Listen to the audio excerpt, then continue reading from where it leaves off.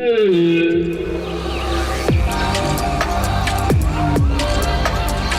listening to Word on the Reef, diving into marine science on the Great Barrier Reef and beyond, with Tanya Murphy and Brett Goodban.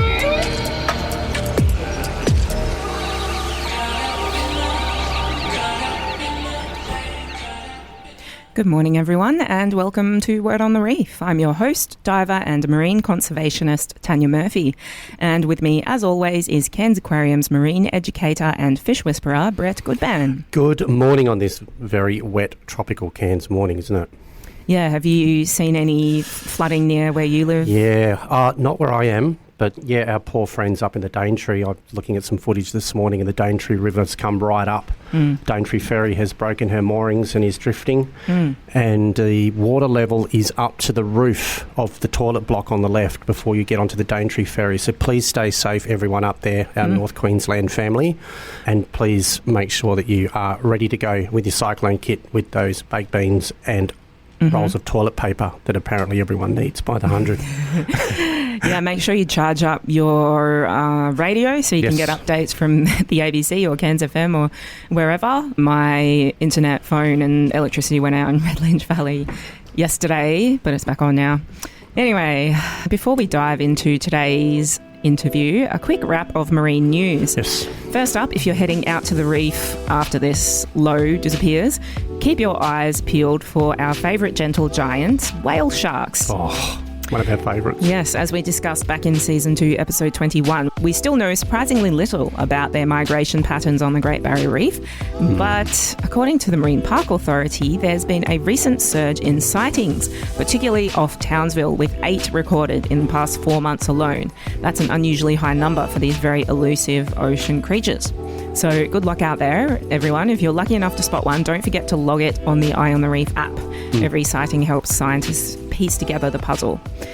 And in less cheerful news, the Marine Park Authority's latest reef health update, released yesterday, shows heat stress continuing to build across parts of the reef.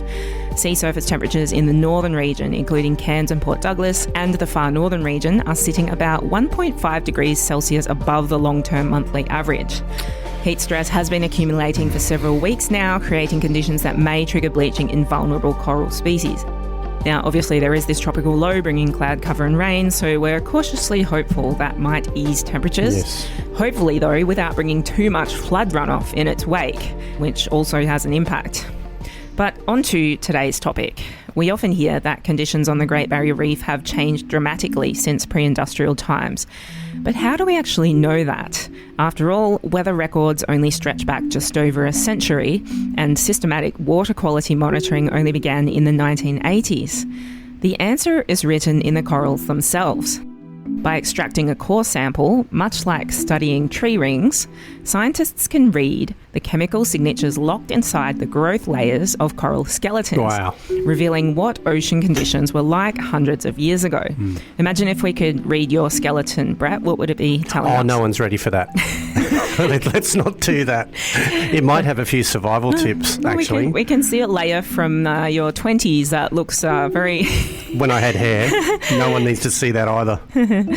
But what stories are these coral cores telling us? To find out, we're joined today by Dr. Stephen Lewis, a Senior Principal Research Officer specialising in water quality at James Cook University in Townsville. Good morning, Dr. Lewis. Welcome to Word on the Reef. Oh, good morning, Tanya. Good morning, Brad. It's great to be here in Townsville. It's a little bit dry here, but it's looking like rain will start to come in during the day for us. And, yeah, we're sending it your way. To see the whale sharks when it's calm enough. It's great to have you on the show. So to start with, can you tell us about yourself and how you came to be passionate about the marine world? Yes, well, I'm a Townsville born and bred local, actually, which is pretty rare. Wow. Have we even ever had a local on this show? No, I don't think so. We won't hold it against you. Yeah, we'll give you a pass. Thank you. My background more is in the earth sciences, geology, sedimentology type field. So I'm interested in looking at long-term changes, which, we're about to talk about it with the coral records, and we also look at trying to work out past sea level changes and things like that as well. So I came more from the earth science background, and I did probably looking at more into getting into mining, and then I realised I don't know if I'm really interested in a fly-in, fly-out job, and working in the marine environment across, a catchment to reef environment is pretty cool, and you get to go and meet a lot of really interesting people from all walks of life and go to see some amazing places as well. So that's sort of how it all started for me. And then when I got into my PhD, an opportunity came up to work on these fossil corals that were unearthed when they were constructing the Nulla Bay Harbour here off Townsville on Magnetic Island. We built a new harbour in the early 2000s, and when they were doing that, they unearthed these fossil Porites corals that lived 6,000 years ago, lived for a couple of hundred years, and over that time, and the opportunity came to work with them to see, how has climate changed over time. And from there, we wanted to look at a modern record that the Australian Institute of Marine Science had collected in the 1980s. We looked at a long core there to compare. And then in that core, we started to see this big water quality signal in that core related to changes when they first introduced sheep and cattle in the Burdekin River catchment. Wow. So from there, it kind of I moved across to water quality and just in general, that sort of changes in the Great Barrier Reef, understanding, when the coral reef started growing to how water quality's changed. And that sort of has moved me from looking at the catchment to understand the catchment records of land use change and water quality, and then how that translates into the marine environment. Wow. It's like a big time capsule, isn't it? Yeah. Wow, yeah. That's cool. We're very interested to learn more about these coral core records that allow you to look into the reef's history and see what things were like hundreds of years ago. So can you explain what these coral cores are and how you collect them? So what we look at is we look at the Porites corals. So your viewers might think of them as the big brain or dome corals that you see out there. And these Porites, they're in it for the long haul. They can live for several hundreds of years. And they lay annual growth bands like trees do. So effectively, they're growing their skeleton from the surrounding seawater, growing their carbonate skeleton, and they lay down annual growth bands like trees do. So in the 1970s, they actually X-rayed some of the corals. Someone thought, let's just take an X-ray and see what's in these corals. Yep. And it sort of came to, I think it was the Bikini Islands, where they were conducting nuclear tests. So it was sort of around that, what would you see in the coral? And they discovered these density bands, like trees do, where they're sort of seasonal bands. So a high density band and a low density band equals 1 year of growth. And there's so many other things in the corals too, like, someone thought of putting one of the coral slices or cores under an ultraviolet light, and you see these bright yellow lines like glowing out of the coral, and they actually coincide with the amount of river discharge that's come out of the adjacent river catchment, and we can measure the intensity of those lines with the volume of water from the adjacent river and reconstruct like river discharge history. So it's like a river gauge for us, and we've got a record that extends back for the Burdekin River back to 1648. Oh my God. Yeah, that's right. It's a 350-year record. So that coral came from Havana Island, which is in the Palm Island group just north of Townsville, and that was able to tell us, a bit of a climate history of our rainfall history in our local region. So yeah, the longest records generally extend back the last 300 years, but every now and then these fossil coral records come up, and we've started to look into that as well. Like there's these microatolls on reef flats, which are the Porites species as well. And they've actually been, some of those have been carbon dated or uranium thorium aged at different, some of them are quite a fair few thousand years old they were living, and they actually provide a record of our past sea level change in our region for the last 6,000 to 7,000 years as well. And we're just starting to take some cores of those sort of fossil corals to reconstruct our river discharge history back in time. Wow, so there's corals alive today that are 400 years old, and so you can get core drillings of corals that are still alive, but then you can also get cores of fossilized corals that are thousands of years old. And so can you sort of see the same things in the fossilized corals as what you can in the ones that are still living, or do they lose some of their data? No, they still retain it, which is, It's so exciting.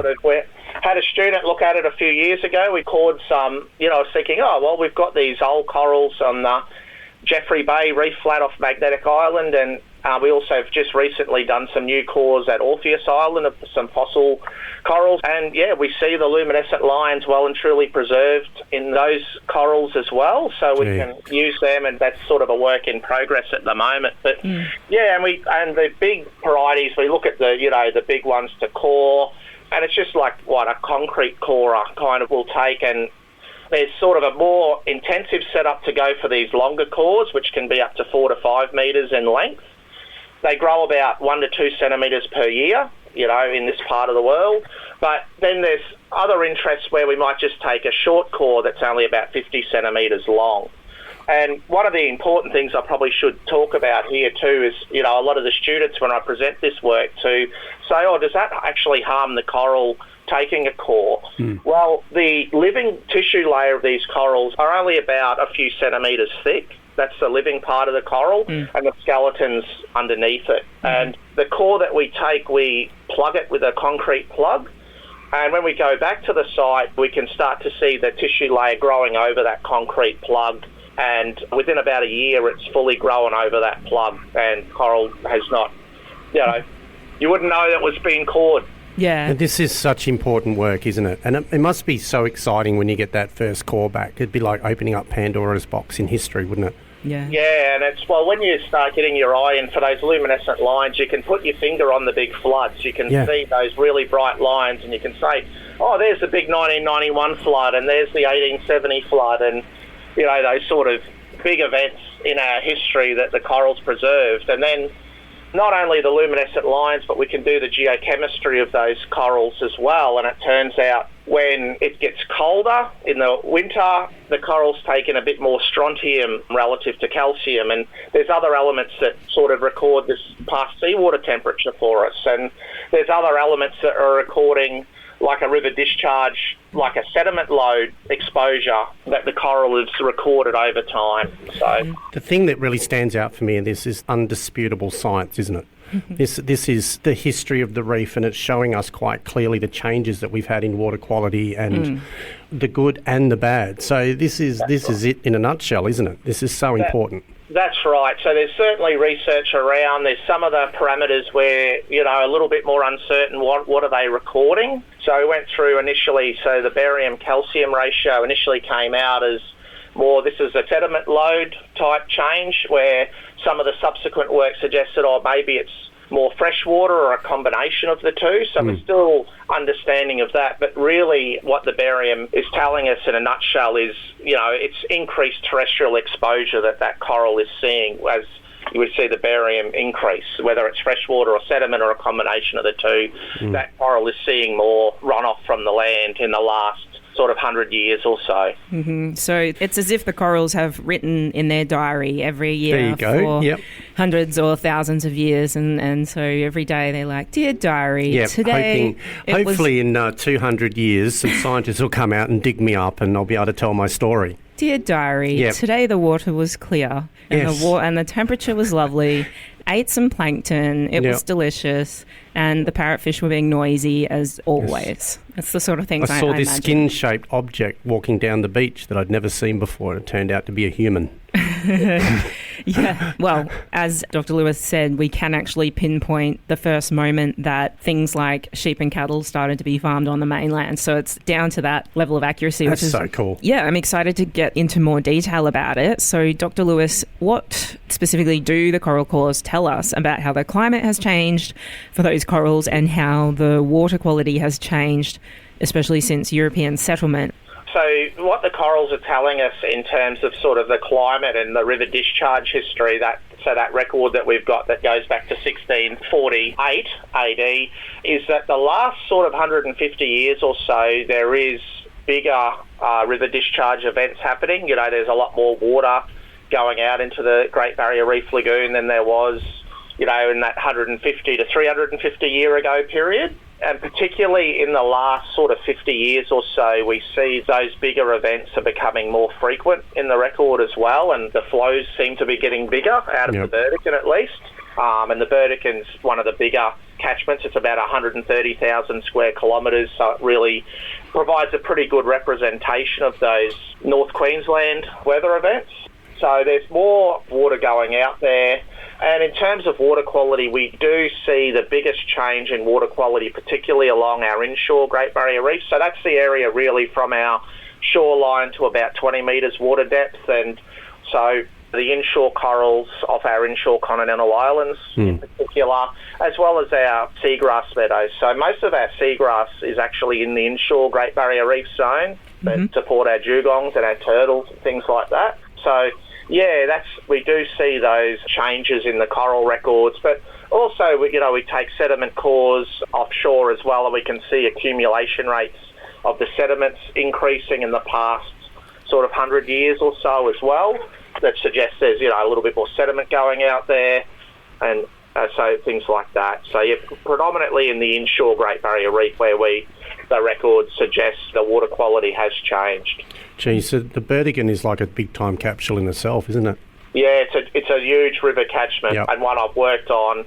Most of my career has been monitoring water quality all through the tributaries of the Burdekin and being out on the Burdekin Falls Dam and monitoring off the Incumbin Bridge or the Silver Link between Eyre and Home Hill there. And the Burdekin River, it's the biggest river by mean annual discharge in the whole of Australia, actually. So it's a very big system, in terms of Australia.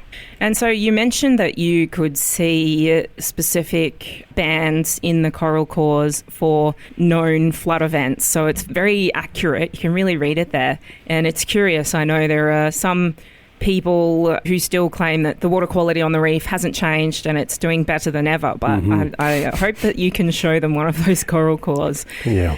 And you mentioned that you could pinpoint differences since sheep and cattle were introduced specifically. When was that, and what did the corals say about it?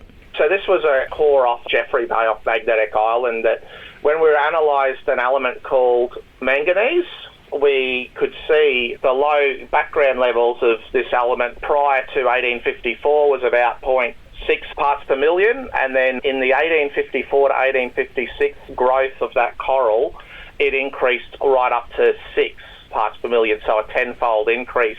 And then it sort of rose up and then started dropping back down by the early 1900s. And that initial increase, there was no Europeans in Townsville at that point. Townsville came about in about 1865, so it was 10 years before any Europeans were in our area. And the only thing that could explain it was the very first sheep run was run in the southern part of the Burdekin catchment in 1854. Sheep were first introduced into the Burdekin. Wow. And what we would hypothesise is manganese is an element that's enriched in the upper parts of the soil. So with the indigenous burning of our landscape, manganese is actually enriched in ash. So we think we would have had a very enriched manganese layer in that upper soil. Yep. And with sheep coming in with their hard hooves and ripping up the grass from the roots, we would have then mobilised in that next flood this very big amount of manganese enriched sort of topsoil that went straight out to our marine environment that our coral recorded. I'm sorry, that's just blown my mind. Isn't it incredible though? It shows you how sensitive the reef is, that you could look back on a core sample that long ago and conclude that it was the sheep stampling on the ash that sent it out to the reef and it recorded it. And I mean, that would have been much less livestock than what we have in reef catchments nowadays. So if the very first earliest sheep could cause that noticeable of an impact, imagine how much impact we might be causing nowadays from the removal of vegetation. Yeah, industry and everything, and the erosion of the topsoil. Yeah, so that's some of the changes in water quality. And was there anything else that you found out about the climate as well?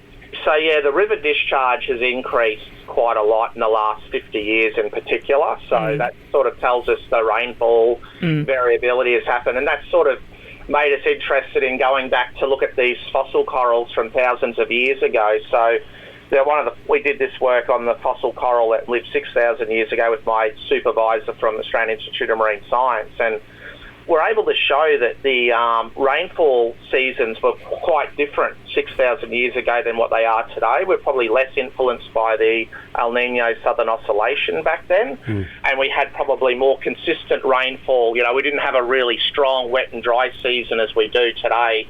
There was more consistent rain over the year than what we have today, with the El Niño Southern Oscillation more influencing our region. Yeah, so climate doubters would say, well, clearly the weather has been changing for thousands of years, but do the corals tell you anything about what's different about the climate change that we're seeing now compared to past natural events? So when we see that increase from about 1850 in the river discharge records, it's still somewhat debated.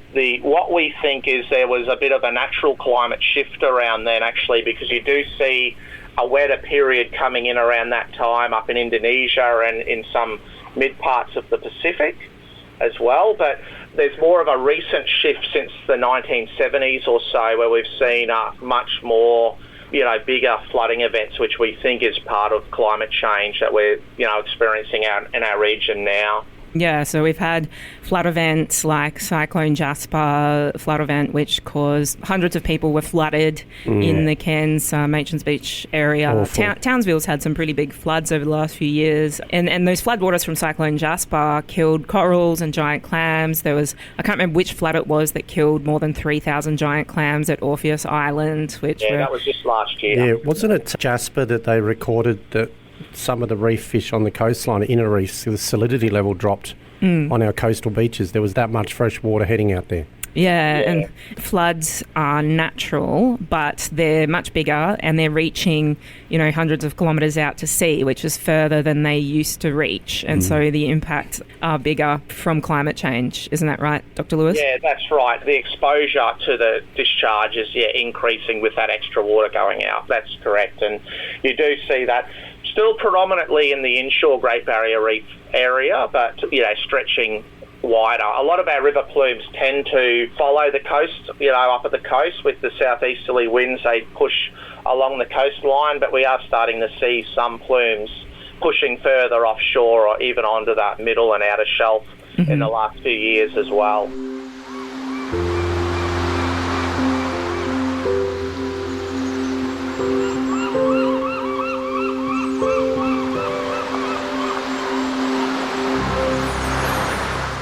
How do we measure and how do you measure and monitor current water quality on the Great Barrier Reef? I saw a picture on, I think it was like a JCU website, of you leaning out over a muddy, flooded river with a really long pool scoop. It's like, is that how you collect water out of the river? Yeah, that or some buckets off bridges and things like that. We've done a lot in the past. So, we tend to, there's a big program under the Reef 2050 plan where there's water quality monitoring pretty much across from a paddock scale to river tributary scale to the end of rivers and all out into the Great Barrier Reef through the marine monitoring program. So I've sort of been involved in aspects of that over a number of years now where, we're looking at water quality at a more of a tributary scale, which tells us, water quality signals from different land uses and what the challenges are for different crops and different land uses like urban and industrial land uses and things like that. And we also look at the end of river to look at, how the river loads have changed over time or, what's a relative bigger years to drier years. And then as part of the marine monitoring program, we're taking regular samples along the inshore Great Barrier Reef zone from pretty much Cape York all the way down to the Fitzroy. Part of that program where we're taking regular samples and looking at, water quality trends over time in that inshore Great Barrier Reef zone. What are the water quality issues associated with agriculture? And I know you work pretty closely with landholders on that, so I'm interested to hear what you're working on there. Yeah, so in the cropping sort of lands, intensive cropping lands, there's a lot of application of nitrogen and phosphorus fertilisers and certain pesticides and that as well. So we keep an eye on that. That's some of the challenges there. And in the grazing area, we particularly look at erosional issues. So there's hill slope erosion, gully erosion and stream bank erosion are the three major sources of what we can get sediments exported from the river, and the graziers were managing their ground cover over the seasons and moving their cattle around to give paddocks a rest and things like that. You keep your cover up, so that reduces your hill slope erosion. There's been a lot of government investment from many different programs looking at remediating gullies, and that's been really heartening. We did a lot of work in the Burdekin River where we were able to show that gully erosion was one of the biggest sources of sediment in the Burdekin River, because the Burdekin's not just the biggest river by average annual discharge, but it's also the biggest river in terms of sediment inputs into the Great Barrier Reef Lagoon as well. And we did a bit of a study to show, well, 60% of your sediment loads coming from an area about 12% of the catchment area below the Burdekin Falls Dam, and most of that is coming from gully erosion. And since then, there's been a lot of government investment remediating problematic gullies that are probably like legacy issues from either historical grazing practices or even associated with old sort of gold mining practices and things like that back in the day, gold and tin mining. And these are it's almost like a mine site rehabilitation process, and some of these giant gullies are being levelled and the soil's being treated, and we can reduce the runoff from that effectively to zero. So do you build something with rocks to stop the soil from eroding away and plants there? Often, so some of the big issues are associated with sodic soils, and these soils, when they get exposed and wetted up, they just disperse and just essentially collapse and cause enormous erosion issues. So they do level out the gullies, put in rock chutes to slow the water down, and often in these sodic soil areas they are actually treating the soil with things like gypsum and things like that. Very expensive scenario, but can be very highly affected in these really big localised hotspots. So that's where the government funding comes in, because if you mentioned that it's expensive to fix an eroding gully, I can imagine the barriers to uptake in landholders being able to do that. Yeah, there's only so much the landholders to do, and we work very closely with graziers. There's a network in that area downstream of the Burdekin Falls Dam where we work in the Bowen Broken Bogey catchment, where we have a lot of landholders collecting water quality samples from their local rivers, where we go and regularly give them feedback and say, oh yeah, you can see where these sources are coming from, and they get a little bit more connected with their catchment and a bit more engaged, and they're doing a lot to make some really important improvements in that area. It must be so satisfying if they can get government assistance to fix that stuff and to see the impact that they're making. And then but on that, is it working? How long have these remediation efforts been going on, and has there been an improvement? With the gully remediation, probably largely in the last 10 years. And yes, there's an issue of scale there, because in the Burdekin sediment loads, we're talking millions of tonnes, often going out in those big flood events. And we're talking probably saving, in the thousands of tonnes with gully remediation. You just got to take it one at a time, I suppose, and a bit more investment maybe in from the government. As long as we're stepping forward, but we need the government to chip in. Yeah, and we've seen a lot more investment going on in the catchment, which is really encouraging. And I think some of these big gullies, a landholder themselves can't do anything about it other than really fence it off, because that's actually dangerous for cattle to be around as well. So, remediating that landscape, is so heartening to sort of see in our local area. Into the cropping, on the nutrients and pesticides. The nutrients, we've seen a real reduction in the amount of fertiliser being applied, particularly in the last 1 to 2 decades, which is also pretty encouraging. There's still a little way to go there, but the news there is really a lot of the farmers are pretty much at the rates that as low as they can go, but then we're starting to look at other options. The agronomists there are looking at things like more enhanced efficiency fertilisers that are a bit more slow release, that are less prone to runoff, and, managing those extra nutrients going onto the paddock. So the sugarcane industry in particular, they might grow a legume crop in the fallow of the sugarcane that puts nitrogen into the soil. There's mill mud going out there from the mills that provide an extra nutrient source, and it's just about working with those growers to account for those nutrient budgets, if you like, that little bit, refine it that little bit more. But we're starting to see some pretty encouraging signs at the in our like bigger river monitoring programs where we're starting to see reductions in sediments and nutrients. So it's been a lot of work there. And those farmers, they're all amazing. I mean, they want to help too. Do you know what I mean? Right. Yeah. Yes, we have some listeners of our program who are farmers, who are supporters. We know they love to take their boats out and go visit the reef. They want to see it thrive as well. I think it's important to have standards and rules to make sure that there's not a few people letting everyone down as well, but there's generally a lot of people trying to do the right thing. But we're trying to come back from 200 years of old school practices is the problem. So there is like a lot of work to do. I've had a lot of discussions with farmers at work that have come up to me, that have had a little chat to me about the reef, etc., and they're all just amazing. I mean, they're incredible people, and they say to me, look, we can't do it without tourism, and tourism can't do it without farming in North Queensland, so we have to work together. And they're willing to do whatever they can. And that's right, Brett. You know, that's the sort of message that I try to promote in water quality. We're all in this together. There's, water quality issues in all different land uses that we have, and we all need to work together on it. And that's one of the most rewarding parts of my job, really, is,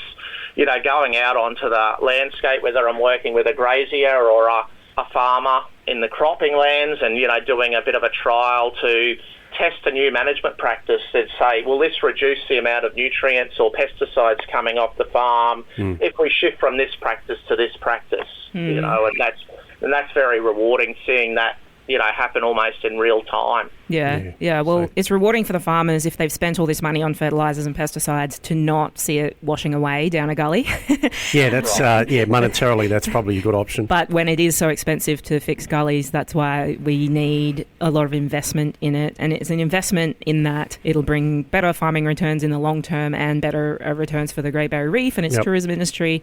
So we are all for supporting these efforts. What about water quality issues associated with industrial land uses, particularly dredging is one that I'm interested in? So, you know, some of the light industrial lands over around the sort of Townsville area, we've done some monitoring of that, and, you know, there's challenges there with some of the like phosphorus-based detergents that are used to clean things down, and we see some elevated phosphorus coming from industrial and urban lands in general, actually, with the higher phosphorus, which we think are anything from, you know, those kind of phosphorus detergents to people using more phosphorus-based fertilisers on their lawns, or even dog poo, really, as well. Like, you know, we've got a lot of dogs I've got 2 dogs myself, so, you know, I try and pick up after them and things like that, but we do see that elevated phosphorus.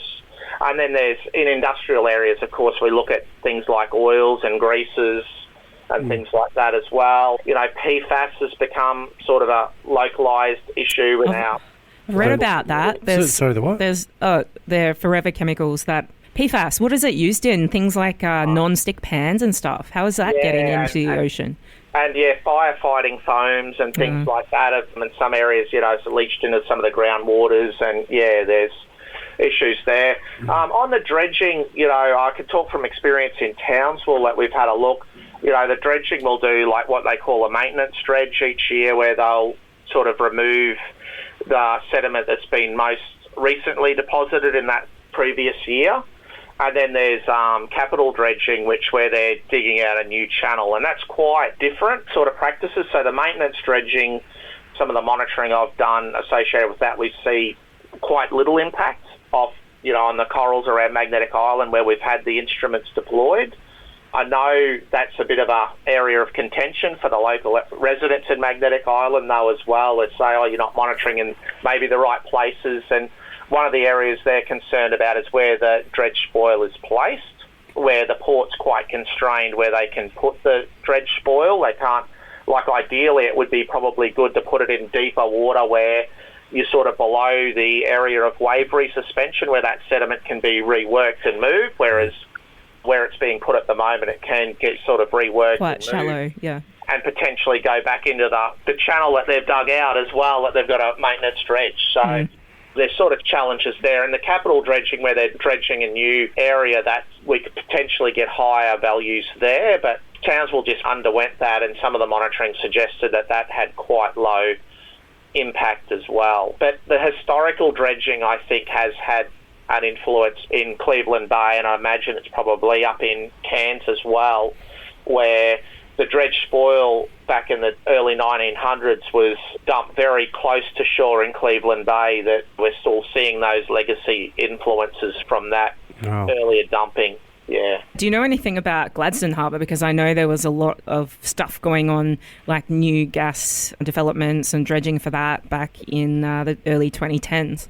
Yeah, they did have some issues there in Gladstone with fish and things like that. So one of the other potential issues is, like metals, when they're dredging up, particularly anoxic sediments that then become oxidised, and then you might have quite acid sulphate soils being released.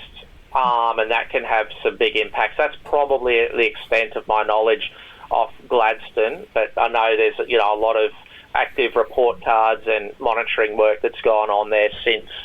So hopefully we're in a much better position now than what we were sort of 10, 15 years ago or so when those issues started really emerging. Okay, so just jumping ahead a bit because we've only got 10 minutes left, the UNESCO World Heritage Committee has for a number of years been pressuring the Australian government to take stronger action on meeting water quality targets or risk the reef being placed on the World Heritage in Danger list. They're going to make a decision about that in just a few months. How are we progressing to meeting water quality targets at the moment? So with the latest reef plan report cards work, it shows it's probably a bit of a mixed bag, really. Like there's some areas where we're getting quite close to the targets, and there's actually some river basins that seem to be almost achieving the water quality targets. Oh, that's good. Which one? What's an example? Kalan Basin in the Burnett Mary, there's a few areas like that, and other areas we're probably getting pretty close to.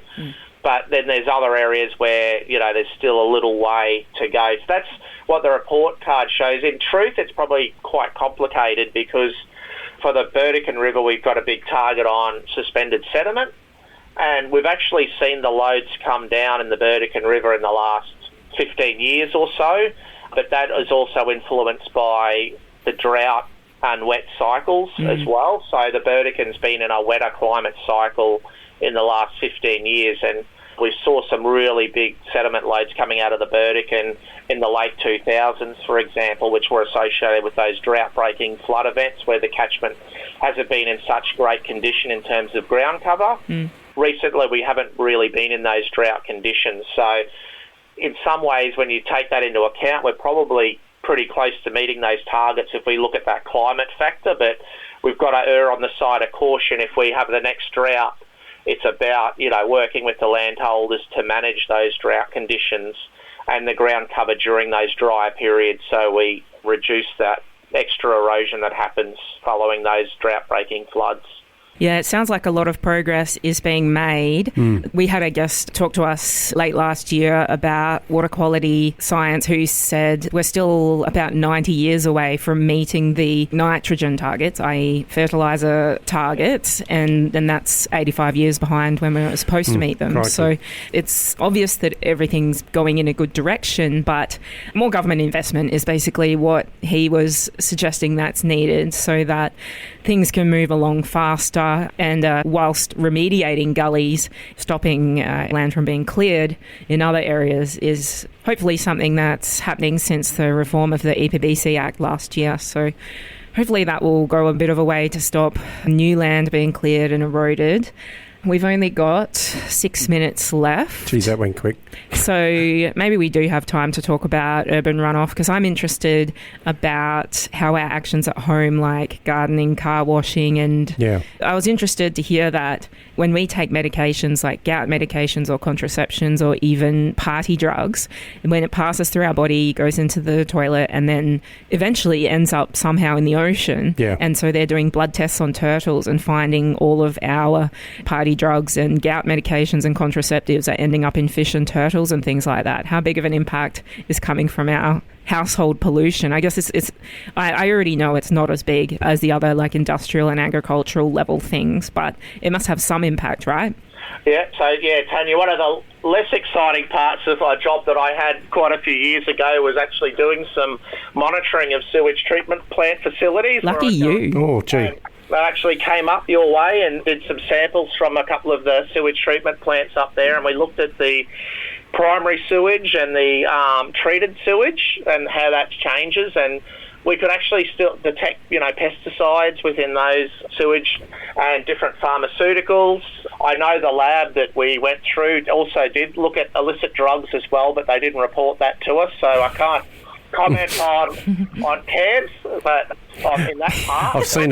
I've seen a few questionable fish out there, so disco fish blowing their whistles with their glow sticks. I'm not quite sure what was going on. I mean, Cairns is a party town, so we're kind of stuffed, aren't we? Yeah. But we do see some of the, the sewage treatment plants up and down the coast have upgraded to the tertiary treatment, which is the best treatment we can do. And that is effective on removing a lot of different pesticides and some pharmaceuticals, as well as nutrient treatments as well that they do as part of that process. So when they discharge that effluent into streams, it gets diluted quite quickly, we think. So it is probably less of an issue. It is quite a big issue around the world, though, in some of those bigger countries like America, where the sewage treatment plant might discharge into a river that's got to go several hundreds of kilometres that the next town is relying on for their drinking water. Well, then the pharmaceuticals are moving down through the system, but free gout medication. Just drink the water. No one in the next town has ever had stomach acid, but is feeling really good. Yes. So, but for us, we did some of those tests to assess, the risk of that, and I guess our conclusion was it's probably, as you said, Tanya, at the lower end.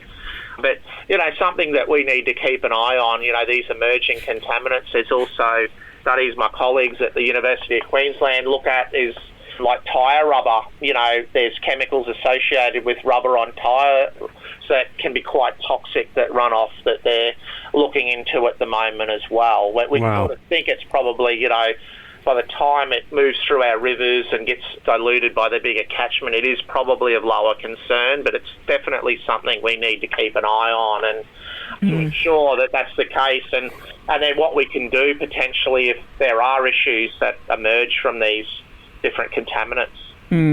Okay, so rev heads, sorry, no burnouts if you love the reef. Yeah, no burnouts. But this has been a really big eye-opener for everyone who's listened to this show this morning. It just shows you how sensitive our water systems are, that it can pick up stomach acid medication and et cetera, et cetera. So yeah, well, we're not telling anyone to stop taking your medication, but choose the phosphorus-free laundry detergent. Yep, do whatever you can. Eco-friendly hair shampoo. It all ends up. I only use that one. The only way is down for liquids and down into the ocean. Now, we're very low on time, sadly. So Dr. Stephen Lewis, Senior Principal Research Officer specialising in water quality at James Cook University in Townsville. Thanks for all your amazing work. Do you want to leave us on... We will get cut off in about 30 seconds by the 11 o'clock news, but do you want to leave us on some final thoughts, maybe what listeners at home can do to minimise their impact on marine water quality? Sure. The other probably one is, pick up after your dogs, and when you're applying a pesticide, follow the label, and that's not just for the environment, that's for your health and safety. If it says to wear gloves or a mask or something, please do that for your own safety. It's been a pleasure to talk to you both today, and I hope everybody up around the Cairns region stays safe with this weather event. And thanks to you, all our listeners, for joining us on Word on the Reef today. This show is broadcast live from the Cairns FM studio, which is on the land of the Yidinji people. We'd like to extend our respect to elders, past and present. And don't forget to follow us on Instagram at instagram.com/wordonthereefpodcast. That's all for this week. Best fishes. Yay, safe diving. And Catch see you you next week. time.